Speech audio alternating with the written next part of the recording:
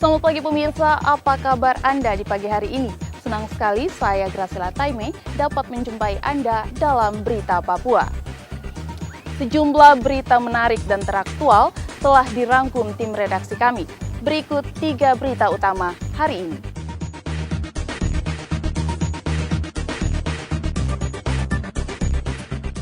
Hilang sepekan 6 penumpang speedboat ditemukan tim SAR di perairan Agats.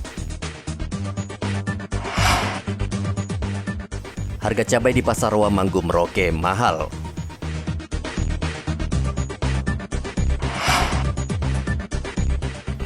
...71 tenaga kesehatan di kota Jayapura terpapar COVID-19.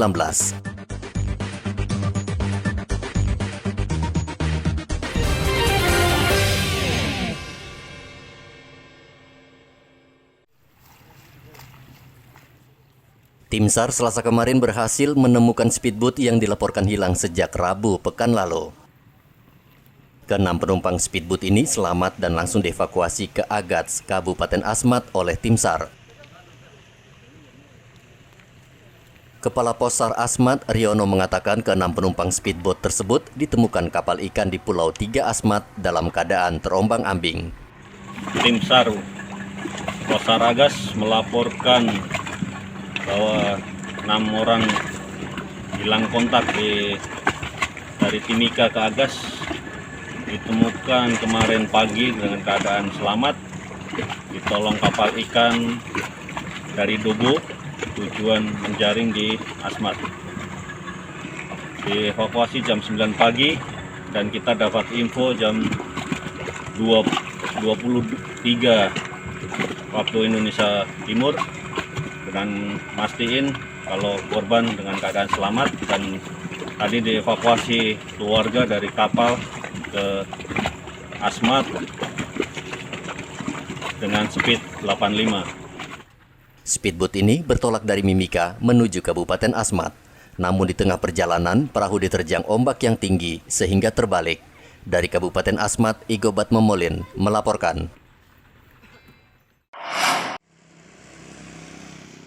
Seorang pasien positif COVID-19 yang sedang menjalani karantina di sebuah hotel dianiaya orang tak dikenal. Korbannya adalah seorang wanita berusia 50 tahun. Ia mengaku didatangi seseorang yang masuk ke kamarnya. Pelaku yang juga pasien COVID-19 memaksa korban menyerahkan barang berharganya. Kecewa tidak mendapatkan barang yang diminta, pelaku kemudian menganiaya korban hingga terluka. Keluarga korban tidak terima lalu melaporkannya ke polisi. Untuk yang di Ermasu sudah kita tangani, kita sudah terima laporannya. Kemudian dari piket penyidik kemarin sudah saya langsung arahkan untuk laksanakan olah TKP. Setelah kita laksanakan olah TKP, memang di situ kita sudah mendapatkan ciri-ciri tersangka. Ciri-ciri tersangka, mudah-mudahan dari rekan-rekan media maupun masyarakat Merauke dapat bantu kita untuk bisa sama-sama identifikasi. Habis itu juga permasalahan di hotel yang masuk tidak ada CCTV. Ada CCTV tapi CCTV rusak. Kita tidak tahu itu karena disengajakan atau memang tidak peduli dengan keamanan. Tapi ini harus menjadi perhatian kita seluruh masyarakat Merauke. Kita kesusahan mencari tersangka, terutama tersangka penganiayaan berat, kemudian yang pencurian, curanmor, itu sangat susah karena tidak ada bantuan dari CCTV ataupun informasi-informasi lain ataupun saksi. Polisi mengaku kesulitan menemukan pelaku karena seluruh kamera pengawas hotel tidak berfungsi alias rusak. Kondisi ini rupanya dimanfaatkan pelaku untuk beraksi. Namun polisi berjanji akan menangkap pelaku. Muhammad Ridwan melaporkan dari Merauke, Papua.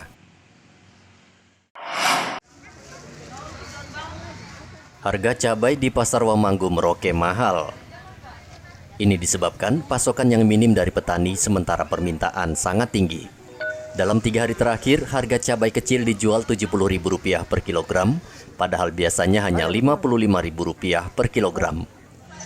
Sekarang berapa lombok kecilnya itu? 70 Pak. Oh, tadinya berapa? Tadinya 50, 50 naik lagi 70. Kapan naiknya itu? Udah Kemarin ya? 2 hari hilang. Kalau lombok besarnya? Lombok besarnya turun. Turun ya? Ya. Dari harga berapa? 20 sekarang? ya sekarang 20. Tadinya berapa? Tadinya ya sudah 40, 35, turun lagi 30. Oh gitu.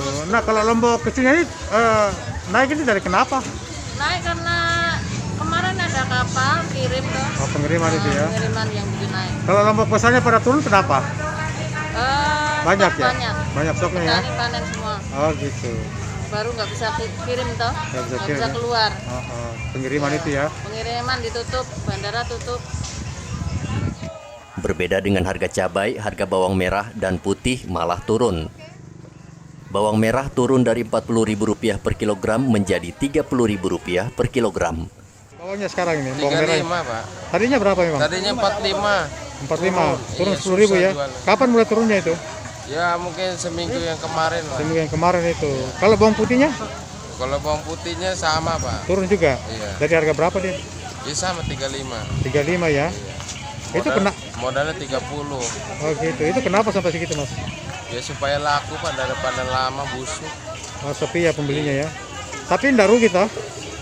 Ya enggak tahu, kalau dihitung-hitung ya mungkin Gitu. Dari mana memang bawangnya nih mas? antara ada dan tiada. Bawang Bima nih, Pak. Oh Bima, dari luar ya? Kalau bawang putih juga sama? Bawang putih dari Surabaya. Surabaya ya?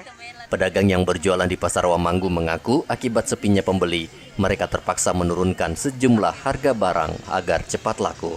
Muhammad Ridwan melaporkan dari Merauke, Papua. Peringatan HUT RI tinggal sebulan lagi. Seperti biasa, penjual bendera dan pernak-pernik HUT RI pun mulai berdatangan ke Merauke. Sebagian besar penjual datang dari Pulau Jawa. Mereka setiap tahun mencari peruntungan di tanah Papua dengan menjual pernak-pernik Hari Kemerdekaan Republik Indonesia. Damang adalah salah satu penjual bendera yang datang jauh-jauh dari Garut, Jawa Barat. Ia mengaku situasi saat ini berbeda dengan sebelum pandemi. Namun, ia memberanikan datang ke Merauke karena di tempat asalnya kehidupan sangat sulit saat ini. Dari Garut. Dari Garut, berapa orang dari sana bang? 6 orang. 6 orang. Kapan datangnya itu? Tanggal 28. Tanggal 28 kemarin. Nah, ke sini ke Merauke ini memang sengaja bawa jualan ini ya? Iya, tiap tahun. Tiap tahun. Kali ini bawa banyak ya bang? Bawa banyak. Kira-kira nilai berapa itu kalau dibawa sini? Nilai duitnya itu, modalnya itu? Ya sekitar lah. Sekitar berapa? Puluhan juta ya? Iya. Bang, kalau sekarang ini udah mulai laris enggak jualan seperti ini? Belum, masih sepi. Masih sepi ya? Katanya anggaran belum pada turun. Oh gitu. Memang tiap tahun ke sini? Tiap tahun. Tiap tahun. Bang, ini yang jualan yang paling murah berapa ini? Paling murah buat yang di motor 10.000. Oh, berapa itu? 10.000. Yang mana seperti mana itu? Yang sana yang Yang gini ya? Oh, buat diskon ini ya? Terus yang paling mahal berapa bang? paling mahal Yang ini nih? Iya. Ini berapaan jualnya nih? 400. 400. Iya. Nah, kalau dibanding dengan tahun lalu, sekarang ini seperti apa prospeknya nih? Sekarang spring tahun lalu agak lumayan. Agak lumayan ya? Walaupun masih kurang tahun Oh kemarin. gitu. Itu sampai berapa lama di sini? Dari masih Bupati Pak Freddy? John. Pak John. Oh Pak John. Oh sudah sering ke sini ya tiap Iya, tahun ya? dari Pak John. Biasanya berapa lama di sini bang? Biasanya 1,5 bulan. 1,5 bulan ya? Barangnya sampai habis ya? Kadang ya kadang-kadang kadang habis. Damang berharap dagangan perniknya laku, dirinya bisa pulang ke kampung membawa rejeki untuk keluarganya. Pernak-pernik 17 Agustus yang dijual di Jalan Brawijaya Merauke itu beragam harganya, mulai dari Rp50.000 hingga Rp400.000. Muhammad Ridwan melaporkan dari Merauke, Papua.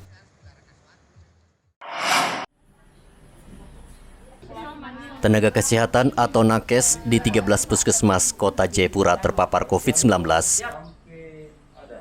Mereka yang terpapar diantaranya di Puskesmas Wahno 14 nakes, Puskesmas Yoka 14 orang, Puskesmas Jayapura Utara 11 orang, dan Puskesmas Kota Raja sebanyak 32 orang. Khusus untuk Puskesmas Kota Raja, pelayanan sementara waktu terpaksa ditutup. Untuk mengatasi kekurangan nakes, Wakil Wali Kota Jayapura Rustan Sarum mengatakan pihaknya saat ini membutuhkan relawan untuk membantu menangani pasien COVID-19. Hampir semua nakes di setiap puskesmas terpapar COVID-19. Tetap kita butuh relawan. butuh tenaga sukarela untuk terutama dari tenaga kesehatan kita, karena banyak yang terpapar sehingga menyebabkan beberapa kampus kita memang puskesmas kita mulai operasinya terhambat. Itu sangat butuh tenaga kesehatan, butuh dokter, perawatan dan penanganan kepada pasien kita di kota. Ya bukan hanya di rumah puskesmas, juga di PMP kita juga ini. Kita tidak butuh tenaga kesehatan. Kira-kira berapa banyak? Itu kita sudah serahkan ke dinas kesehatan melakukan inventaris untuk mendata yang dibutuhkan di LPMP berapa, dibutuhkan di puskesmas berapa, dibutuhkan untuk tenaga lapangan berapa. Ya, nah kita masih menunggu data dari dinas kesehatan Kota Jayapura. Saya kira itu. Banyaknya nakes yang terpapar COVID-19 disebabkan membeludaknya jumlah pasien COVID-19 yang harus ditangani di sejumlah rumah sakit dan puskesmas. Pemkot Jayapura mengingatkan kembali nakes di rumah sakit maupun puskesmas tetap memperhatikan protokol kesehatan secara ketat, khususnya mengenakan pakaian hazmat. Hingga Juli 2021, pasien yang terpapar sudah mencapai 11.159 orang, sementara sejak Januari 2021, yang meninggal dunia tercatat sebanyak 214 orang. Hendra melaporkan dari Kota Jayapura, Papua.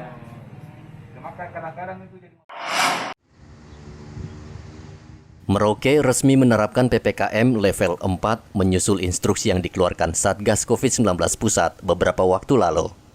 PPKM level 4 diberlakukan di Kota Jayapura, Kabupaten Mimika, dan Merauke karena daerah tersebut mengalami lonjakan kasus COVID-19 yang cukup tinggi. Dengan pembatasan kegiatan masyarakat ini diharapkan bisa menekan penularan. Akan diberlakukan di Merauke ini, Dok, apa yang dilakukan untuk terkait dengan penyebaran COVID ini? Dalam ketentuan terkait dengan penerapan PPKM itu untuk level 3, level 4 itu dia kan kayak sama PPKM darurat itu kalau di level 4. Pembatasan apa yang harus dilakukan di situ saya pikir sudah tertuang dengan cukup jelas. Ya. Seperti misalnya untuk rumah ibadah, kemudian untuk warung makan, ya, untuk pembatasan itu. Saya kira semua ada poin-poinnya yang bisa. Ada yang krusial penambahannya, Dok, untuk aturan yang PPKM level 4 ini? Tidak, silakan dilihat, kan sudah ada itu pembatasan terkait level A, apa yang harus dilakukan oleh daerah, kan sudah ada. Seperti apa contohnya satu, Dok? Iya. Seperti apa yang? Seperti sekolah misalnya, sekolah semua online tidak boleh, kan begitu. Kemudian tempat-tempat ibadah sementara tutup, untuk perekonomian esensial, untuk yang warung-warung makan, misalnya take away, di belanja di luar. Kemudian yang kegiatan sosial kemasyarakat perkawinan dengan ini tidak boleh. Tidak boleh ya. Ada. PPKM level 4 adalah tingkat tertinggi atau mirip dalam keadaan darurat. Kegiatan belajar tatap muka tidak bisa digelar, ibadah juga harus dilakukan di rumah, serta pembatasan aktivitas masyarakat lainnya. Muhammad Ridwan melaporkan dari Merauke, Papua. Pemkab Mimika membagikan dana bantuan langsung tunai ke sejumlah warga di Kampung Nawaripi, Distrik Wania, Selasa kemarin. Untuk mencegah kerumunan, bantuan dibagikan ke rumah-rumah dan diterima langsung yang berhak. Kucuran bantuan periode Januari hingga Mei berjumlah Rp1.500.000 untuk setiap kepala keluarga. Jadi benar, jadi ini inisiatif dari desa untuk pencegahan memutuskan mata rantai COVID-19. Kami dari aparat kampung dan berkoordinasi dengan ketua RT, tokoh-tokoh masyarakat, Bamuskam, lain-lain untuk pembagian BLT di Kampung Nawaripi tahun ini. Itu kita pembagiannya dari langsung door to door. Jadi ketua RT sebagai ketua rombongan di RT-nya, ya nama-nama siapa warganya yang berhak menerima itu kita langsung serahkan ke rumah masing-masing. Itu demi memutuskan mata rantai pandemi corona ini. Ada berapa jumlah jumlah Kampung Nawaripi sih yang menerima BLT seperti tahun lalu itu 259 KK. Jadi tahun ini tahun ini kita kasih 5 bulan satu kali terima, jadi 1.500.000. Di desa Nawaripi 18 RT 12.000 jiwa lebih. Saat ini bantuan tunai sangat berharga di tengah masa pandemi, di mana kegiatan masyarakat terhenti untuk sementara waktu. Namun, warga diminta tidak menggunakan dana bantuan untuk membeli minuman keras dan barang-barang yang tidak penting. Dari Mimika, Papua, Igobat Momolin melaporkan.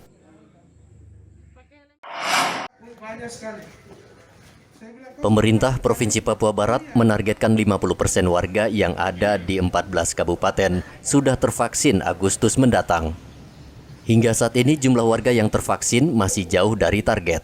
Dari 1,1 juta penduduk di Papua Barat, baru 200.000 orang yang divaksin. Maka dari itu Pemda gencar menggelar vaksinasi massal dengan menggandeng Polri dan TNI. Gubernur Papua Barat Domingus Mandacan Selasa kemarin melihat langsung vaksinasi massal yang digelar distrik Oransbari dan Ransiki, Kabupaten Manokwari Selatan. Yang sudah vaksin di Papua Barat sampai dengan hari ini ya 25,6% ya, 25,6%. Nah, target kita di akhir Juli kita bisa capai 30%, maka di Agustus kita bisa capai 50% dan seterusnya, itu target. Nah, dengan demikian tadinya vaksin ini dilakukan di puskesmas rumah sakit. Sekarang ya baik provinsi maupun kabupaten ya kita turun ya, ada di tengah-tengah warga masyarakat, di tengah-tengah pemukiman masyarakat, sehingga ya masyarakat bisa pelayanan kita lebih dekat dengan mereka dan mereka bisa datang. Di samping target vaksinasi yang masih jauh, pemerintah Papua Barat juga mengakui ketersediaan obat dan tabung oksigen saat ini menipis. Jadi ke depan nanti kita mau lihat kalau situasi perkembangan bagaimana, berarti kita melakukan tutup buka. Dan juga kita lakukan vaksin tepat. Yang sudah mendapat vaksin, kita memberikan surat keterangan untuk yang bersangkutan bisa bepergian kemana dia mau pergi. Tapi kalau belum ya pasti kita kembalikan dan harus kalau dia mau vaksin di tempat itu. Seperti itu. Tapi kalau pada saat detensi belum bisa berarti ya nanti kita akan menyesuaikan seperti itu. Saya pikir itu supaya bisa memotong mata rantai daripada COVID-19 yang ada di Papua Barat, khususnya Manokwari Raya, Bintuni, Mansel, Pegap, dan Wondama, serta Manokwari. Warga diminta mematuhi PPKM Mikro yang saat ini masih berjalan di Papua Barat dan akan dievaluasi pada 2 Agustus mendatang. James Aisoki melaporkan dari Manokwari Selatan, Papua Barat. Vaksinasi massal dengan gencar terus dilakukan Pemda Mimika. Vaksinasi digelar serentak setiap hari seperti di halaman Mapolres, Makodim, dan Puskesmas. Vaksinasi gratis ini ditargetkan selesai sebelum Oktober karena Mimika menjadi salah satu tuan rumah PON ke-20. Target tersebut akan sulit tercapai jika hingga saat ini masih banyak warga Mimika yang enggan atau takut divaksinasi akibat percaya dengan isu yang tidak benar. Saya minta kepada masyarakat Tamu Mekamor dan sekitarnya yang ada di Kabupaten Mimika, mari sama-sama ikuti aturan yang sementara jalan, itu aturan untuk kita COVID-19 yang sekarang mematikan masyarakat, orang-orang besar, kiri, kanan, atas, bawah ada berjatuhan. Tapi kita tidak sadar bahwa ini sesuatu yang harus kita ikuti sesuai dengan aturan yang sudah diberikan. Ada kepedulian yang besar dari pusat sampai daerah, tapi kami masyarakat yang ada di sini itu tidak tahu benar. Karena ini kami duduk bersama, jalan bersama dan membakar ini yang ada. Padahal itu bukan benar. Mari saya ajak kita semua sama-sama masuk ikut suntik COVID-19. Karena ini mengingat ke depan nanti kami tidak tahu apa aturan apa yang akan terjadi. Ada baiknya dan ada tidak baiknya. Tidak baiknya kamu ada bilang duduk bersama dan bicara, dengar, akhirnya kamu bisa berjatuhan sendiri. Kalau baiknya ada surat jalan kemana-mana, ini akan efek positifnya ada untuk COVID-19 ini. Jadi saya ajak semua harus suntik semua. Tidak boleh lagi bakar-membakar hal-hal yang tidak baik. Orang yang bakar-membakar itu pun tidak akan dia hidup, dia juga mati. Jadi tidak boleh lagi bakar-membakar. Kalau mau suntik ya silakan suntik, kalau tidak ya silakan, tidak usah begitu. Sementara itu di Merauke, Dinas Kesehatan tengah memfokuskan vaksinasi anak-anak berusia 12 tahun ke atas. Vaksinasi dilakukan sebagai syarat untuk belajar tatap muka. Vaksinasi akan digelar di setiap sekolah dan tidak digabung dengan para lansia dan warga umum.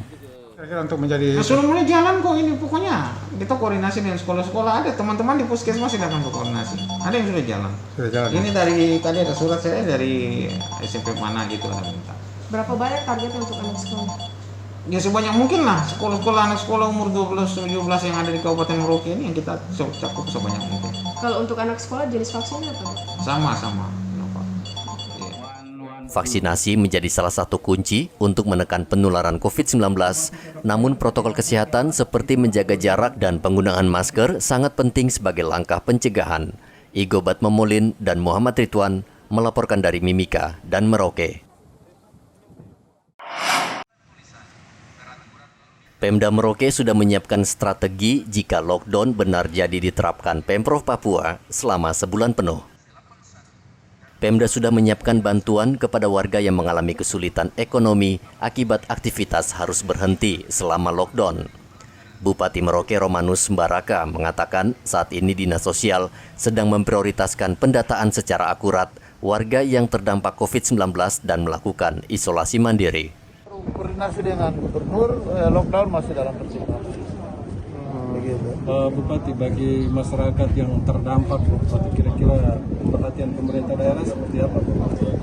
Kita kan lagi buat peta penyebaran. Kita buat peta penyebaran, misalnya khusus bagi yang terpapar, misalnya. Yang terpapar kita coba buat hitung-hitungan, kira-kira keluarga mana, di wilayah mana, di jalan mana, di tempat tinggal mana. Nah itu kita layani dulu secara medis. Kita layani secara medis, baru nanti kita akan coba salurkan bantuan sosial untuk masyarakat. Jadi kita betul-betul tujuannya harus tepat gitu. Tapi secara umum juga masyarakat kita lagi data, karena bantuan ini kan sekarang banyak. Ada bantuan sosial dalam bentuk BAMA, ada yang dari APBN, tetapi juga ada bantuan sosial dalam bentuk uang yang 300.000 itu lewat kantor pos. Nah itu yang coba kita benahi. Jadi kan selama ini masyarakat yang tidak tahu barang-barang ini dari mana.